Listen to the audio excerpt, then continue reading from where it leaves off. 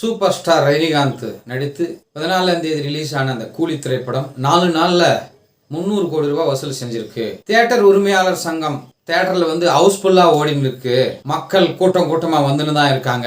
திருப்பூர் சுப்பிரமணியமே சொல்லியிருக்கிறார். ஆந்திரால வார் திரைப்படத்தின் வசூலை 3வது நாள்ல முந்திடுச்சு. சூப்பர் ஸ்டார் ரஜினிகாந்தின் கூலி திரைப்படம். லியோ மாஸ்டர் திரைப்படத்தின் வசூலை ஃபர்ஸ்ட் நாள்ல முறியடிச்சிடுச்சு கூலி. 1000 கோடி ரூபாய் இந்த படம் வசூல் செய்யுமா அப்படின்னா கண்டிப்பா இல்லை அப்படின்ற மாதிரி தான் சூழ்நிலை இப்போ இருக்கு.